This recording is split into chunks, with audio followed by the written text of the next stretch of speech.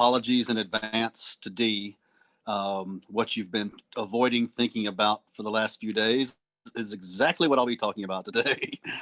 I did make an announcement to the group, to the discussion group, that as important as it seemed, the discussion of literature and its role in our lives just seemed frivolous after the events of Wednesday. And I said in my post that I don't know what I'm going to say. I have no idea. And I've been in that state until I woke up this morning, because I've been watching, I've been waiting, I've been seeing the aftermath, seeing some of the fallout, seeing the arrests, seeing the discussions being taken place on Capitol Hill as to what they might do as early as tomorrow morning.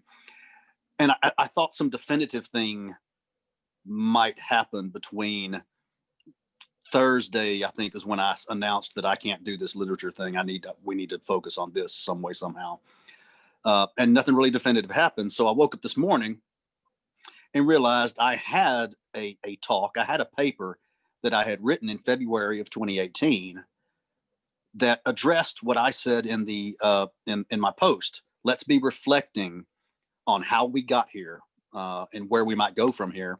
And I realized I've already got a paper. In fact, I've posted it to the discussion group before. So much of this, for any of you who read it, much of this is going to be repeat. You've already seen it. It's a short little thing I wrote, again, like in February of 2018. And I added about 700 words to it today, addressing what has happened on Wednesday and since then.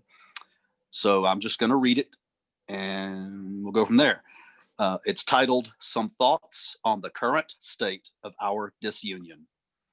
And then I added, updated January 2021. The following thoughts are wholly my own. As always, I could be completely embarrassingly wrong. I speak for no one but myself in sharing these conjectures, and conjectures they are. Think of this as a record for a possible, I told you so, a document of connections or pure coincidences to have for the day when and if all of it comes out. I've said the attack by Russia, and this is again the 2016, I've said the attack by Russia did not begin in 2016 with the election of Donald Trump. That was not the beginning. That was their crowning achievement. Proof that their decades-long campaign had been a success. Let me share a timeline that is conspiratorial at worst, troubling at the least, curious if merely coincidental at best, or flat out true. The Berlin Wall fell on November 9th, 1989, sparking the decline of the Soviet Union. I have speculated that former KGB agents like Vladimir Putin at that time vowed to see America crumble in like manner. Khrushchev had said, purportedly said long before, quote, "We will take America without firing a shot. We will bury you. We do not have to invade the United States. We will destroy you from within." Though this quote has been questioned as to its authenticity, it has not yet been fully debunked. The Soviet Union breathed its last gasp on December 25th, 1991. Yet by that time, key players were already positioned and had put in motion their plans. This is where it starts getting conspiratorial, but it's kind of weird. Wayne LaPierre, perhaps with no connection, became CEO and executive vice president of the NRA in 1991. He is known for saying federal agents are, quote, jackbooted thugs who wear, quote, Nazi bucket helmets and black stormtrooper uniforms to attack law-abiding citizens, quote. He has been expressing anti-government sentiments from the start. He has spearheaded every lobbying effort since the early 90s to extend access to automatic weapons and the elimination of any legislation he sees as an impediment to the Second Amendment. The NRA has been the single largest lobby group for decades. LaPierre's books include, these are titles, Guns, Crimes, and Freedom, 1994. Shooting Straight, Telling the Truth About Guns in America, 2002.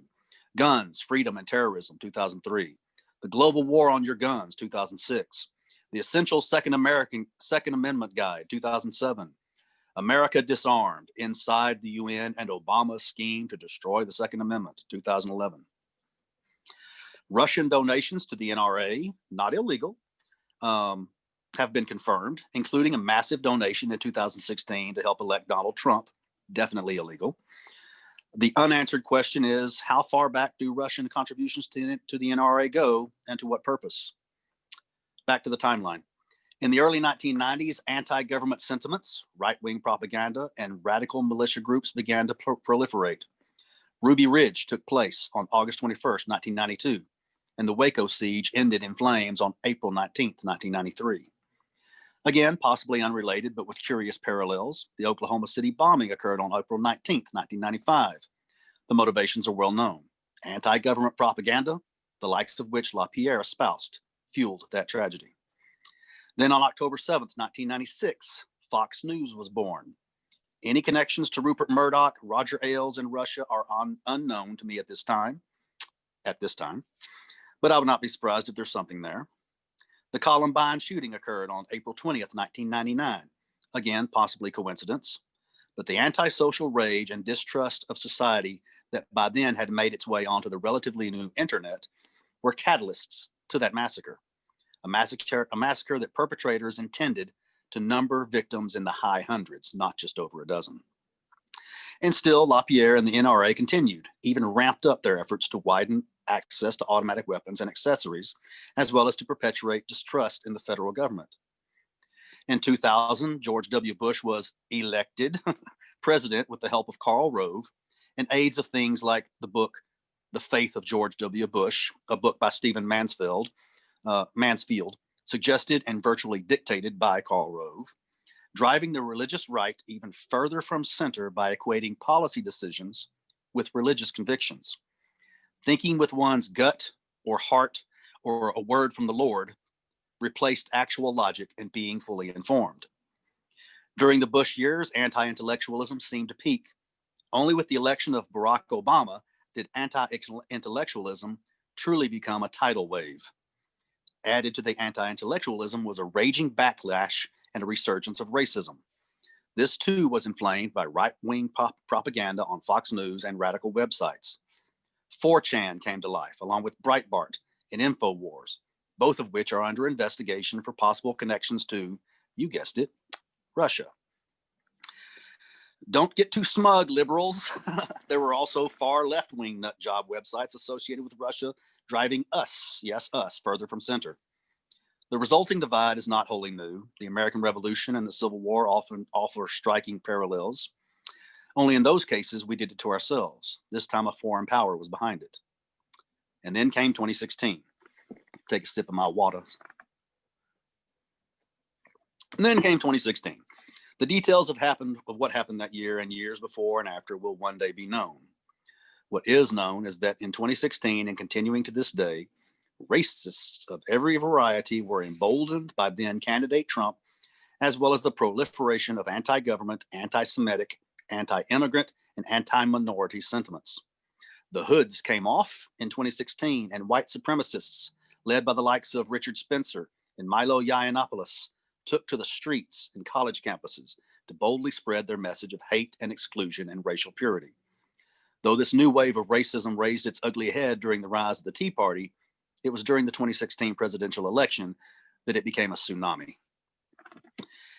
In February 2016, Andrei Kluchkik, a senior Kremlin advisor on cybersecurity, said at a National Information Security Forum, quote, "You think we are living in 2016? No, we are living in 1948. And do you know why? Because in 1949, the Soviet Union had its first atomic bomb test. And if until that moment, the Soviet Union was trying to reach agreement with President Harry Truman to ban nuclear weapons, and the Americans were not taking us seriously, in 1949, everything changed, and they started talking to us on an equal footing. I'm warning you, we are at the verge of having something in the information arena which will allow us to talk to the Americans as equal," close quote. As far as our current president goes, Donald Trump's connection to Russia stretched back to the 1980s. He even requested to be ambassador to Russia in 1987. His business deals there have been questionable, to say the least, for years. And not now, this was February, I did an update in February 2018. And now, February 15th, 2018, one day after yet another mass shooting, at Marjorie Stoneman Douglas High School in Parkland, Florida, we learned this from CNN. According to the Anti-Defamation League, a spokesperson for the known white supremacist group Republic of Florida was reached on the group's hotline and said that alleged shooter Nicholas Cruz was associated with the group and was, quote, brought up by another member. The spokesperson said Cruz had participated in one or more Republic of Florida training exercises in the Tallahassee area, carpooling with other ROF members from South Florida. The alleged shooter's social media posts indicate white supremacist leanings. One day after that, February 16th, Deputy Attorney General Rod Rosenstein announced 13 indictments against Russian nationals for meddling in the U.S. election. They conducted what they called, quote, information warfare against the United States, quote. Rosenstein said their stated goal was, quote, spreading distrust toward candidates and the political system in general, quote. Sound familiar? So Trump is not just the result of Russian interference in our election in 2016. Trump is the result of interference in our collective conscience over the last 30 years. They did not just hack the election, they hacked our minds. And now, and this is what I wrote this morning, and now fast forward to Wednesday, January 6th, 2021. More than 3 years have passed since my last update. 3 years of continued abuse of power, 3 years of rollbacks of civil liberties, economic stability, and ecological safeguards, 3 years of Donald Trump and his children and his cronies enriching themselves at the expense of a dwindling American middle class. 3 years of shirking his duties and negligence, resulting in, at this moment, over 370,000 Americans dead from a virus that has been ravaging our country for exactly 1 year this month. And on Wednesday, we witnessed the first assault and infiltration of the United States Capitol building in Washington, D.C. for the first time since the War of 1812. Then it was a foreign power, our enemies at the time, the British Army. This time it was domestic terrorism, Americans assaulting democracy on their own land. They did not simply tear down barriers and infiltrate the building. They smashed windows, broke down doors, knocked out the glass of the barricaded doors of the House and Senate chambers. They invaded offices. They sat in the chair of the President of the Senate, a seat Mike Pence had occupied only minutes before. They looted. They stole property from the halls, walls, and offices of our nation's legislature and of the men and women who serve our elected representatives. They left threatening terroristic notes on desks. They stole paintings and lecterns and flags. They assaulted Capitol Police and took their shields and helmets. They took selfies. And it has been reported some urinated and defecated in the halls and offices of the citadel of our democracy.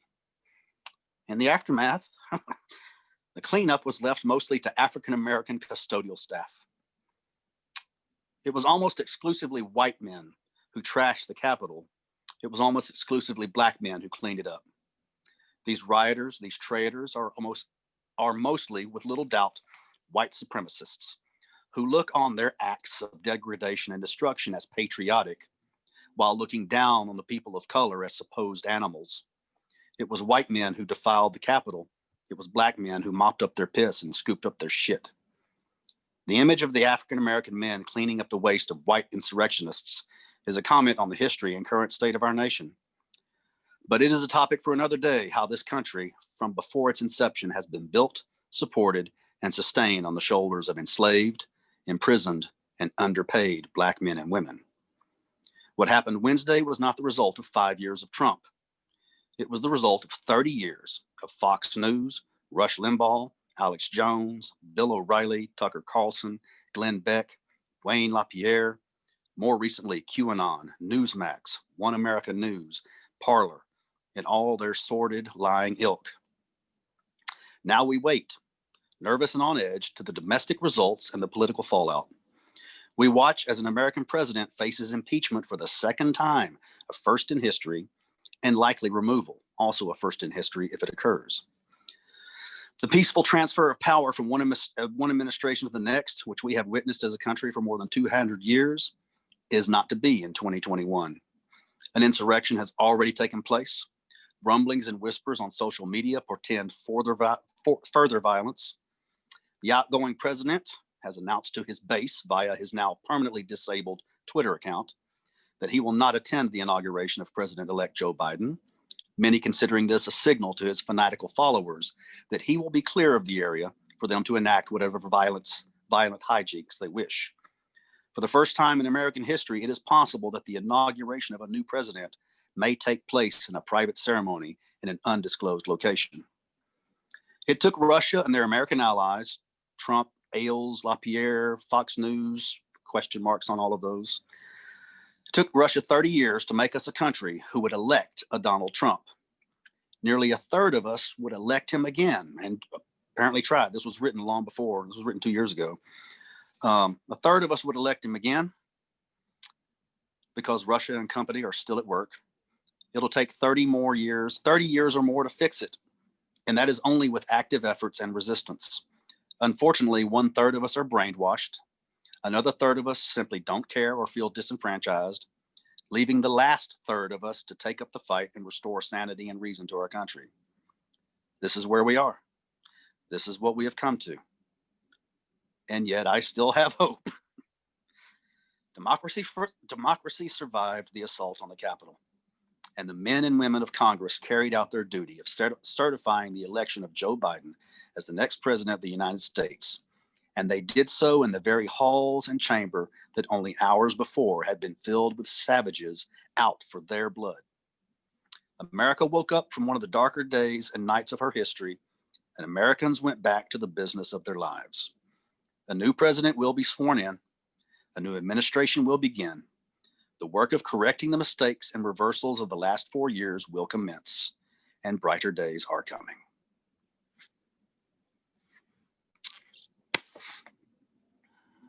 Thank you.